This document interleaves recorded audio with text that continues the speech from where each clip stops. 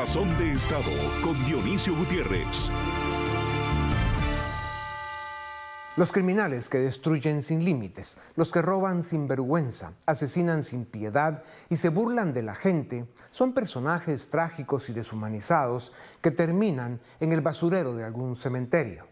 Cuando estos criminales alcanzan posiciones de poder que por lo general también se robaron y con ese poder someten pueblos, secuestran vidas, violan derechos y asfixian libertades, pues este tipo de criminales merecen ser juzgados y sentenciados a cadena perpetua o a enfrentar un pelotón de fusilamiento. Este es el caso de Nicolás Maduro Moros, el mercachifle de Caracas, capo de una mafia, el tirano medieval que ha demostrado no tener alma ni conciencia. Mascota del chavismo, ahijado de la dictadura castrista, Maduro es la cloaca del eje perverso que forman Pekín, Moscú y Teherán. Eso es Maduro, el bufón de una narcodictadura secuestradora de casi 30 millones de seres humanos. Por sus excesos, abusos y delitos, la historia lo tratará como hoy lo deben juzgar las cortes de la próxima República Venezolana, que está por llegar, y la justicia internacional. Así lo debe juzgar el pueblo libre de Venezuela. Hace algunos meses, el mundo occidental pensó que ante la aplastante victoria de la oposición en Venezuela, liderada por María Corina Machado, el ejército haría valer la voluntad soberana de un pueblo que votó por la libertad. Aquellas fuerzas armadas, en minúscula y de cartón, no tuvieron los arrestos, ni los pantalones, ni el valor o el coraje para sacar del poder al tirano usurpador y asesino. Aquellos soldados de cartulina traicionaron su deber y se quedaron escondidos bajo los catres de las barracas en sus cuarteles. La historia también los condenará. El socialismo del siglo XXI, el populismo y el autoritarismo serán siempre trampa, fracaso y mentira. Las naciones del mundo, los pueblos de América Latina deben evitar caer en ese abismo oscuro, esclavizante, tenebroso. La democracia y la libertad no son perfectas, pero son el único sistema que ofrece oportunidades, esperanza, futuro. Y sí, necesitan trabajo, dedicación y compromiso. Con frecuencia, sacrificios. Perderlas es morir en vida. Llegó el momento de la reivindicación y de la libertad para el pueblo venezolano. Llegó para ellos el merecido momento de un horizonte de paz, desarrollo y bienestar. El nuevo gobierno democrático electo por el pueblo debe asumir el mando en Venezuela y con él aceptar la responsabilidad sobre el futuro de la democracia y la libertad en América Latina. El 28 de julio de 2024, los venezolanos eligieron a Edmundo González como presidente para que tome posesión el 10 de enero de 2025. Pero la cobarde narcodictadura de Nicolás Maduro no reconoció los resultados electorales y se impuso una vez más con una ola de represión sin precedentes en la historia de Venezuela. En esta crisis, la tiranía ha asesinado a más de 25 ciudadanos y llegó a más de 2.300 presos políticos, incluyendo menores de edad. Venezuela vive los momentos más críticos de su historia reciente, pero también de más oportunidad para rescatar su democracia y su libertad. Hoy, la misión, el desafío, el compromiso histórico del pueblo venezolano y del mundo libre es sacar del poder al grupo de criminales que tienen secuestrado ese país desde hace más de 20 años y pretenden perpetuarse en el poder. Las naciones libres y democráticas del mundo exigen que se respete la voluntad del pueblo venezolano y han reconocido a Edmundo González como el presidente electo de ese país. Pero hoy deben llegar más lejos para que ese respeto se haga realidad. Solo China, Rusia e Irán, junto a algunos presidentes populistas y antidemocráticos de América Latina, han apoyado las atrocidades de los delincuentes que pretenden seguir oprimiendo a los venezolanos. María Corina Machado, arriesgando su vida para restaurar la democracia en su país, hizo posible la derrota moral y electoral de la narcodictadura. Su valentía y dedicación se ganaron ya un lugar entre las grandes gestas políticas de los últimos 100 años. El cobarde tirano de Caracas tiene al ejército en las calles para intimidar al pueblo venezolano y para evitar que defiendan su voto y su libertad.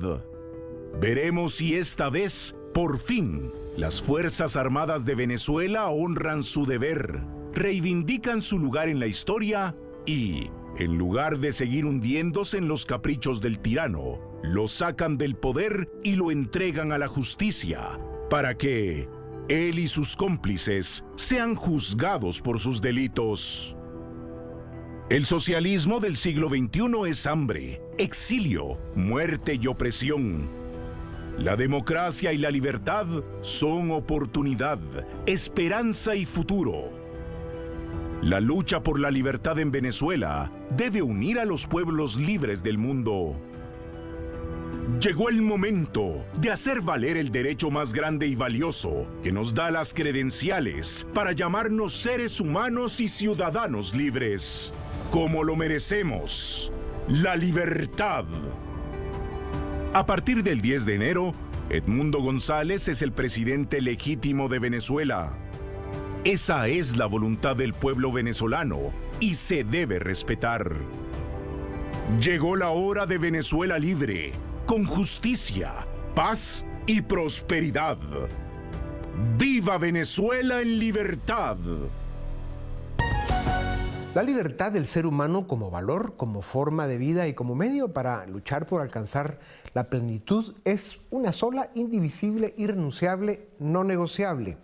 Los pueblos que han permitido que les roben su libertad son hoy súbditos y víctimas de tiranos y dictaduras. Vivimos tiempos en los que las libertades individuales están seriamente amenazadas por fuerzas disfrazadas de políticos mentirosos, disfrazadas de protección, demagogia e incluso tecnología. Para conversar sobre las amenazas que enfrentará la libertad como valor fundamental del ser humano en 2025 y los años que le siguen, tengo el gusto de presentarles a Manuel Llamas, licenciado en Ciencias Políticas con máster en Economía y máster en Periodismo. Es analista del Instituto Juan de Mariana y de Libre Mercado en España. Además, estás en Libertad Digital en radio y el canal de YouTube que lo hacen muy bien. Mario, bienvenido a Razón de Estado. Un placer. Qué gusto verte otra vez en persona, en vivo y a todo color.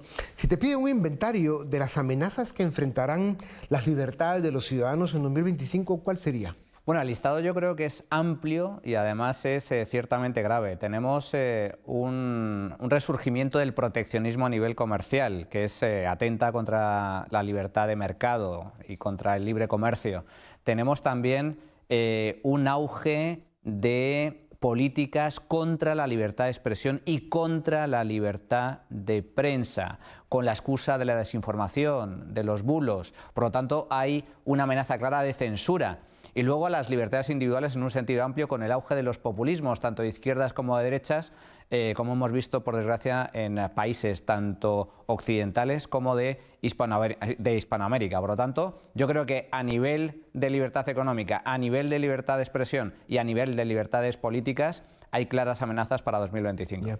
¿Por qué crees que el ser humano con demasiada frecuencia no cree en la fuerza de la libertad y la capacidad que ésta ofrece para crear y ejecutar? O sea, cuando el individuo está en libertad, funciona mucho mejor. Es como un perro con hambre, en la calle. Sin duda, pues yo creo que por dos razones. En primer lugar, porque el ser humano tiende a buscar seguridad y piensa erróneamente que la seguridad se la puede proveer de forma eficaz los políticos, el poder político, el Estado. Y luego por una cuestión de responsabilidad. Libertad implica responsabilidad individual y el ser humano también tiende a eludir la responsabilidad de tal forma que las cosas malas que le pasan las puede delegar o darle la responsabilidad a otros. No es culpa mía, es culpa de los demás. Por lo tanto, yo creo que hay una tendencia a desconfiar de la libertad, cuando, como bien comentas, la libertad es la única que realmente garantiza no solo un mayor nivel de bienestar, sino también un mayor nivel de seguridad. En una entrevista pasada me sorprendió, me agradó, me impresionó muy bien tu convicción cuando hablábamos de la libertad de expresión.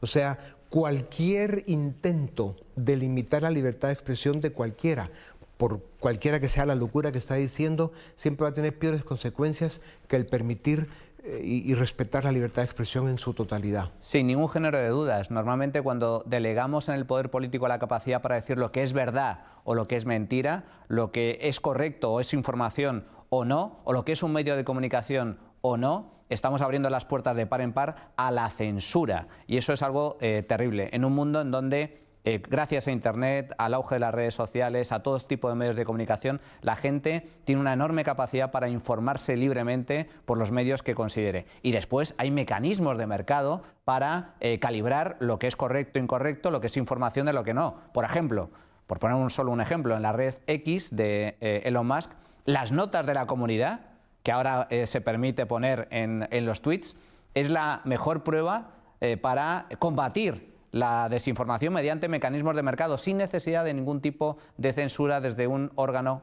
de planificación central. O legislación, ¿no? Que termina teniendo peores consecuencias. Si tuvieras que identificar cuáles pueden ser las fuentes de mayores amenazas a las libertades de los ciudadanos en el mundo, y claro, cambia por región, continente y demás, pero ¿de dónde vendrían esas amenazas? ¿De quiénes?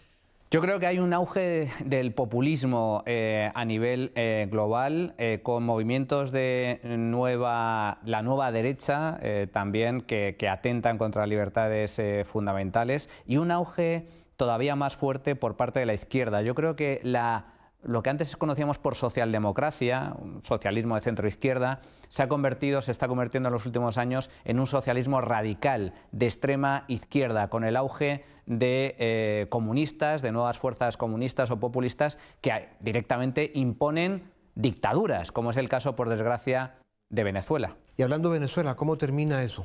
Va a terminar muy mal. ¿Tú no crees que caiga la dictadura? Yo lo veo ciertamente complicado. Yo creo que no conozco ningún caso en el que la extrema izquierda haya llegado al poder en un país y haya dejado el poder pacífica y voluntariamente. Claro. O sea, hay que sacarlos a escobazos. Totalmente. Ya. ¿Ucrania? Ucrania, yo creo que se va a terminar el conflicto mediante una negociación, mediante la intermediación de Donald Trump. Yo creo que Donald Trump tiene muy claro que la guerra en Ucrania va a tener que terminar mediante algún tipo de acuerdo, sentando en la mesa a Zelensky por un lado y a Putin por el otro. Si Estados Unidos sigue lejos de América Latina, ¿qué tanto más crees tú que China siga entrando? Pues si desaparece Estados Unidos, China tendrá, por lo tanto, el campo abierto para poder ejercer influencia directa sobre algunos gobiernos. El caso de Venezuela es paradigmático, pero desde luego hay otros. Por lo tanto, yo creo que es un grave error de la política exterior norteamericana esa política de puro aislacionismo, en lugar de abrirse a Hispanoamérica para ejercer influencia y evitar que otras potencias enemigas de la libertad como China puedan ejercer la suya. ¿Por qué es tan importante que Milei tenga éxito con Argentina? Que también lo es, que caiga la dictadura en Caracas, sobre todo después de la elección que tuvieron en la que ganó la oposición. ¿Qué precedentes se sientan si, por ejemplo, Milei fracasa en Argentina y continúa la dictadura en Caracas?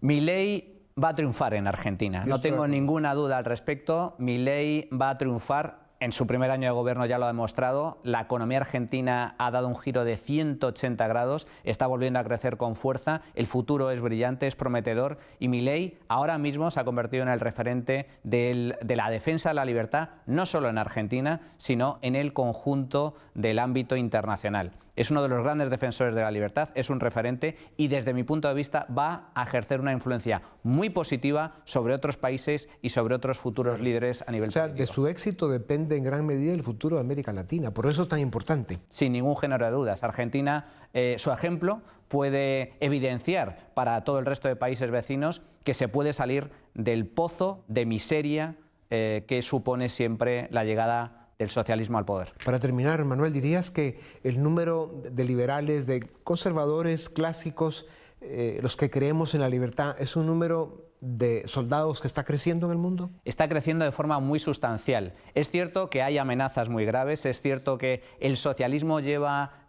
dominando el pensamiento, el discurso durante los últimos 20, 30 años, eso es así, pero se ha producido un punto de inflexión.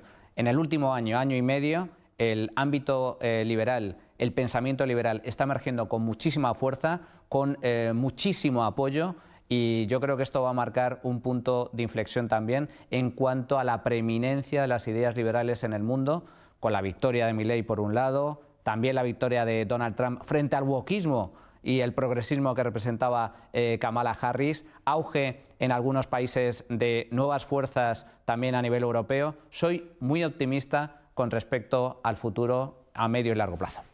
Sigue muy presente, muy cerca de todos los micrófonos y cámaras que puedas. Tu mensaje es importante. Muchísimas gracias, un placer. A ustedes gracias también, volvemos en un momento. La libertad, ese valor al que se da justo valor hasta que se pierde, está bajo ataque creciente en el mundo y las amenazas representan cada año desafíos más grandes. Cada nación, cada pueblo debe defender su democracia, su libertad a cualquier costo. Ya vimos las consecuencias y los costos que representan perderlas. Por eso el mundo de hoy necesita analistas serios, bien informados y con capacidad de propuesta. Para conversar sobre las amenazas y peligros que enfrentará en 2025 el regalo más grande que nos dieron los cielos, la libertad, tengo el gusto de presentarles a Román Ortiz, doctor en ciencia política, con maestría en administración, experto en seguridad y geopolítica. Es asesor de importantes instituciones en Estados Unidos y América Latina, ha asesorado gobiernos y ha dirigido esfuerzos académicos sobre defensa y seguridad. Doctor Ortiz, bienvenido a Razón de Estado. Qué gusto volverte a ver. Muchas gracias. En un estudio de Freedom House reciente, 2023, se encontró que la libertad en 52 países, donde vive el 22% de la población mundial, ha venido retrocediendo o siendo dañada en los últimos 18 años. Elecciones disfuncionales y conflictos armados los dan como las razones principales. ¿Están la paz, la democracia y finalmente la libertad en riesgo en el mundo? Bueno, absolutamente. Yo creo que durante los años 90 tuvimos el espejismo de que la libertad se había instalado de manera, digamos, permanente. Yo creo que la gran lección de los últimos años es que realmente la democracia, si no se cuida y no se protege, puede desaparecer, ¿verdad? Y yo creo que parte de eso tiene que ver con cómo Occidente en particular, hablando de Estados Unidos y hablando de Europa, se han encerrado en sí mismos y han dejado que ese esfuerzo por la libertad que se había hecho durante los años 90 se marchite y haya un proceso de retroceso. Ya. Doctor, ¿estamos en uno de los momentos de más riesgo desde el fin de la Segunda Guerra Mundial o no? ¿O es exageración? No, en absoluto. Yo creo que, digamos, Mark Twain decía que la historia no se repite pero rima, y yo creo que está rimando muy fuerte con los años 30, ¿verdad? Yo creo que existe la misma pulsión autoritaria, yo creo que existe la misma crisis del liberalismo, yo creo que existen fuerzas populistas que van en la misma dirección y atacando las dos cosas, ¿verdad? Tanto la libertad económica como la libertad política al mismo tiempo. Y con ello hay más riesgo de guerra, evidentemente, como en los años 30. Doctor, un tema que tú manejas con mucha propiedad es la respuesta a si debemos los humanos sacrificar libertad a cambio de supuestas seguridad y estabilidad. No, yo no creo que se trate de sacrificar, yo creo que hay que encontrar un punto de equilibrio y es un equilibrio dinámico. Yo creo que es lógico que haya todo el tiempo tensión entre seguridad y libertad. Para eso tenemos las instituciones democráticas, para regular eso, pero matar la libertad para garantizar la seguridad es sencillamente destruir el modelo que estamos defendiendo, ¿verdad? Es otra manera de acabar el modelo. Es una contradicción en sí misma. Una contradicción en sí misma. Sin embargo, es impresionante ver la cantidad de gobiernos autoritarios que sí amagan con eso, ¿no? Claro, lo que pasa es que yo creo que también es cierto que esa es una respuesta a lo que yo creo que ha sido un fracaso de algunos sectores políticos que han estado, digamos, dirigidos o enfocados a pensar en lo políticamente correcto, que han fracasado en dar una respuesta efectiva y al mismo tiempo democrática a las necesidades de seguridad de la gente. La respuesta es que la consecuencia es que muchos sectores de la población han terminado girando al que les ofrecía una solución de seguridad, aunque sea una solución falsa. Ya. Doctor, con respuestas brevísimas, ¿cómo será el 2025 para la libertad respecto a estos 13 temas? Por eso deben ser breves. Milei. Éxito económico y consolidación política. Venezuela. Crisis, pero supervivencia del régimen autoritario. Sobrevive. Sí. Hombre. Ucrania. Acuerdo con Rusia, pero no paz. Ya. Israel. Crisis, digamos, crisis política interna y impulso de nuevo a la absorción de Gaza y de Cisjordania. Hombre. Bolivia 2025, que tiene elecciones, por cierto. Escalada en la confrontación interna, en la confrontación civil. Ya. Tiene un gran candidato, Tuto Quiroga. Ojalá gane. Colombia. Ojalá. Bueno, crisis política y económica, incremento de la violencia y probablemente el riesgo de que la opción de Petro, no Petro en sí mismo, pero la opción de Petro se perpetúe en el poder. Ya, wow. ¿Cuba-Nicaragua? Crisis política en Cuba y tal vez expectativas de cambio. Y en Nicaragua lo mismo. Que Dios te escuche, doctor. La OTAN. Crisis en la OTAN, sin duda, por el lado norteamericano, porque Donald Trump va a reducir el compromiso norteamericano con la alianza, pero también por el lado europeo, porque probablemente las fuerzas nacionalistas, particularmente en países como Francia, van a ganar más fuerza y van a debilitar el eje transatlántico también. Ya. La tecnología, lo que viene en inteligencia artificial, ¿qué tan disruptivo, incluso peligroso puede ser para la libertad? Desregulación y un incremento del asedio tecnológico a las instituciones democráticas, que también lo hay. Ya. Doctor, España, dinos algo de España. Bueno, Pedro Sánchez sobrevive y la posición internacional de España se deteriora todavía más. Qué pena. Guerra de gran escala intercontinental, ¿ves las condiciones para que pueda haber un conflicto a mayor escala? No una guerra intercontinental, pero sí un incremento de las posibilidades de conflicto en otras zonas del mundo, además de Oriente Medio, que va a seguir, y además de Europa del Este, donde, insisto, va a haber un acuerdo con Rusia, o se van a abrir negociaciones con Rusia, pero la violencia va a continuar. Y déjame mencionar un par de escenarios probables, ¿verdad? Uno de ellos es la península coreana, y otro, evidentemente, es Taiwán, ¿verdad? El mar del sur de la China. Doctor, para terminar, las élites de Iberoamérica, distraídas, egoístas, indiferentes, dormidas en sus laureles, ¿qué costo tiene eso para la defensa de la libertad? Yo creo que tiene un costo inmenso. Es decir, yo creo que las élites han buscado, han traicionado las expectativas que había de reforma. Yo creo que la única manera de hacer sobrevivir la libertad en América Latina es que las élites renueven su compromiso con la reforma. Entonces, o se arriesgan a reformar y ellas, y la libertad con ellas, entra en una decadencia irreversible. Doctor, qué privilegio. Muchas gracias. Muchas gracias. A ustedes también gracias por acompañarnos una vez más. Esto es Razón de Estado.